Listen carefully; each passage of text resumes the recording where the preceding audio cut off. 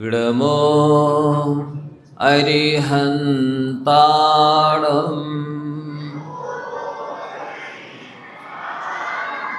विडमो सिद्धाणम् विडमो आयरियाणम् विडमो वज्झायाणम् नमो लोए सव्यसाहुणम्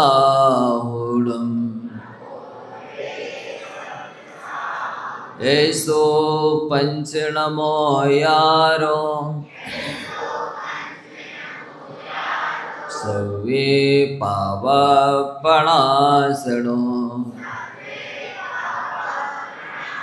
मंगलाणं च सव्येसिं परमं हवै मंगलम।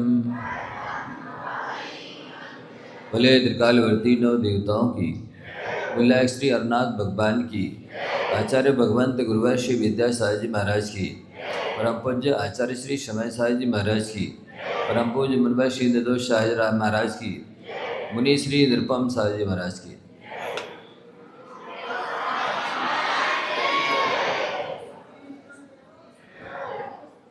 प्यारे बंधुओं, ये परम पावन मांगलिक अवसर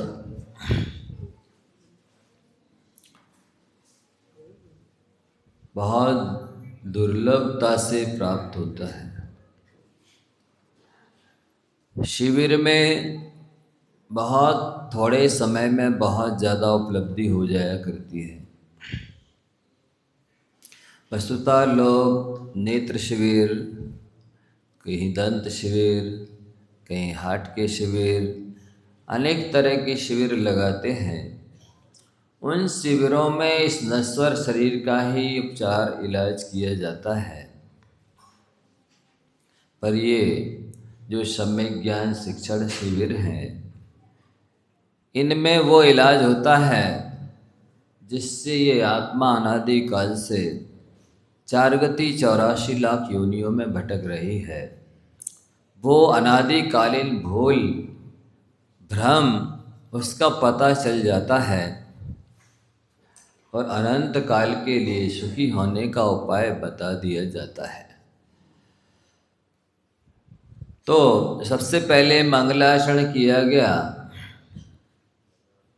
मंगलाचरण करने का प्रयोजन होता है कि हम सभी जैसे आप लोग ही काम करते हैं तो पहले अपने से बड़ों से पूछ लेते हैं।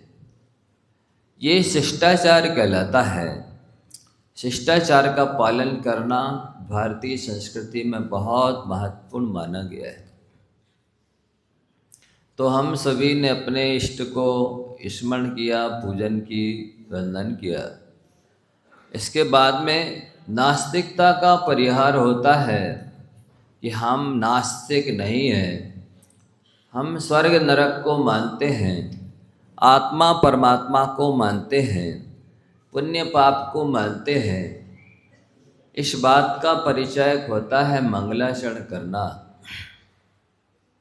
और ये जो हम कार्य करने जा रहे हैं, इस मंगलाचरण से पुण्य की प्राप्ति होती है।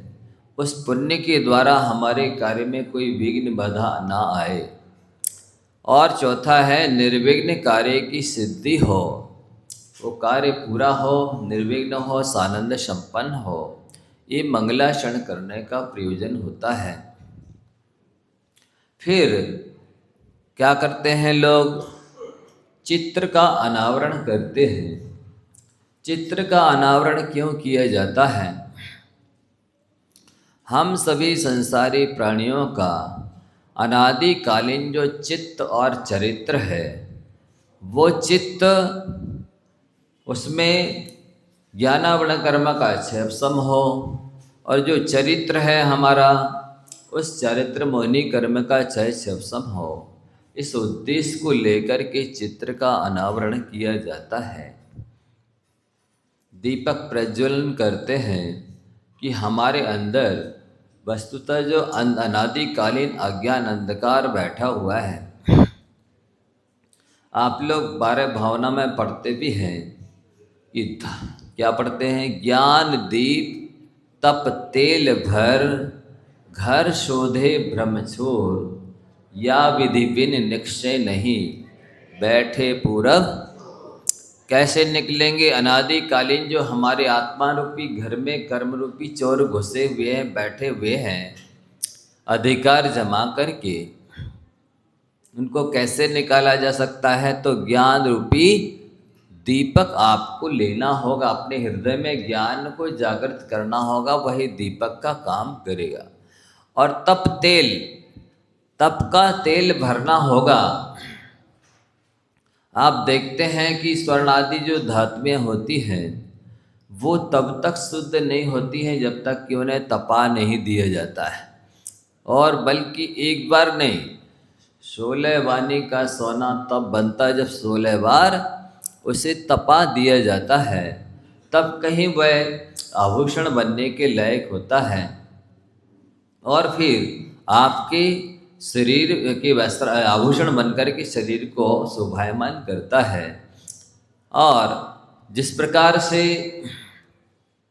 मिट्टी होती है और कब सौभाग्यवती महिला के सिर पर आती है, जबकि उसे कुंभकार पहले खोद करके रात भर पानी में भिगो करके बीसन इत्यादि उसमें मिला करके चाक के ऊपर रखता है। उस मिट्टी को कई चक्कर खाने पड़ते हैं, उसे कुंभकार कुंभ का आकार देता है। फिर बाद में वो उसको ठोकता पीटता है, सुडौल सुंदर बनाता है। फिर धूप का ताप उसे दिया जाता है, सूरज की गर्मी में उसे रखा जाता है। सूखने के बाद भी अभी उसने एक ताप खाया है, इतने पर भी वो पानी भरने के काम में नहीं आता है। उसके उपरांत उसे हवा में रखा जाता है, भट्टे में रखा जाता है। तेज अग्नि के ताप में उसको तपाया जाता है।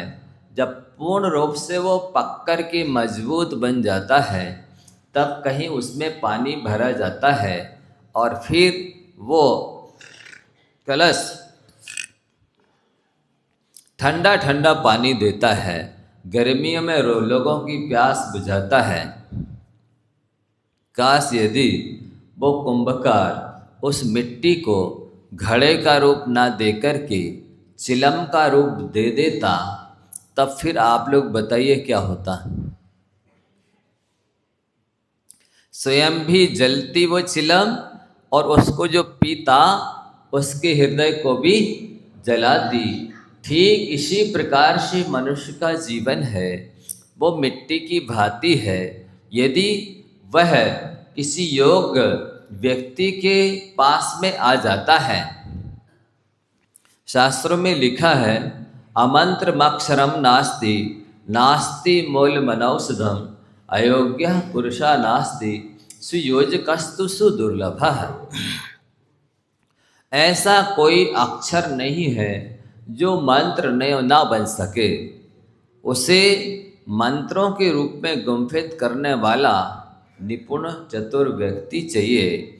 और नास्ति मूलमनौषधम, ऐसी कोई भी 10 लाख प्रकार की वनस्पति होती है, ऐसी एक भी वनस्पति नहीं है जो किसी न किसी रोग को दूर करने के काम ना आती हो।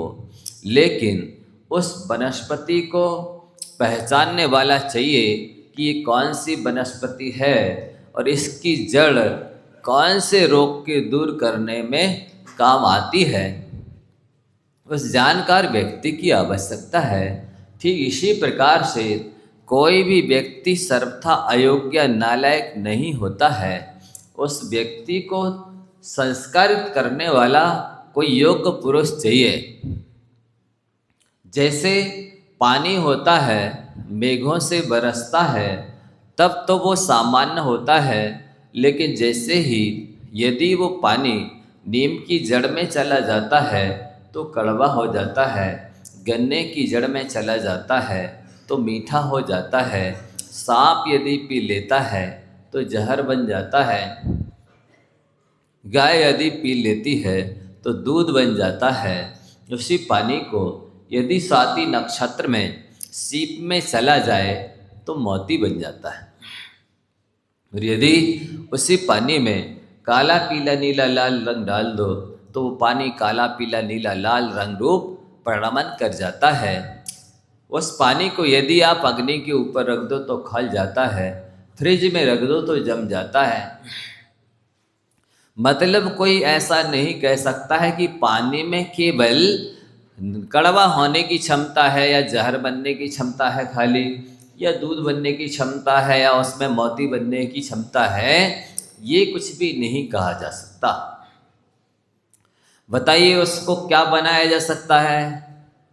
आप जैसी संगति में उसे ले जाएंगे, जैसे संस्कार उस पानी को देंगे, वो पानी उस रूप परिणमन कर जाएगा। ठीक इसी प्रकार से ये मनुष्य है, ये जैसे व्यक्तियों की संगति में चला जाता है वैसा उसमें बनने की सामर्थ्य है। यदि वो सर्विसमैन लोगों की संगति करता है तो सर्विस बन करने की उसकी भावना उत्पन्न होती है, वह सर्विसमैन की लाइन में चला जाता है। यदि कोई बिजनेसमैन की संगति करता है तो बिजनेस करने के भाव होते हैं, वैसी ही कला आती उसके पास में और वो आगे चल के बिजनेसमैन बन जाता है। यदि वो किसी डाकू लुटेरों के गिरोह में शामिल हो जाता है तो डाका डालना, लूटना, पाटना, पीटना सीख जाता है। ऐसी अनेक क्षमताएं इन जीवों के अंदर होती हैं। इनको वस्तुतः अब यदि आपको सद्गति चाहिए है तो सद्गति पाने के लिए सन्मति करने की जरूरत होती है। अपनी बुद्धि को सन्मति को करना होता है, सद्बुद्धि रूप बनवाना होता है। और सद्बुद्धि चाहिए है तो आपको सत्संगति में आना होगा। सत्संगति में आएंगे तो आपको बहुत कुछ मिलेगा। अभी आपको और विशेष रूप से महाराज श्री बताएंगे। हम तो अभी आप शिविर के बारे में बता रहे हैं। इस शिविर लगाने का मतलब है या बच्चों को पाठशाला में भेजने का मतलब है एक हॉस्पिटल को बंद कर देना। यदि जो गुरुजन सिखाते हैं उसके अनुसार आप आचार विचार अपना बनाते हैं, खान पान बनाते हैं, तब फिर हॉस्पिटल जाने की आवश्यकता नहीं होती है। और जो शिक्षा और संस्कार दे दिए जाते हैं, यदि उन शिक्षा और संस्कारों के अनुसार आप अपना जीवन बनाते हैं तो इसका तात्पर्य है कि एक जेल बंद कर देना। क्योंकि व्यक्ति को जो शिक्षा और संस्कार मिल जाते हैं तब फिर वो ऐसा कोई काम नहीं करता कि इसे जेल में जाना पड़ जाए।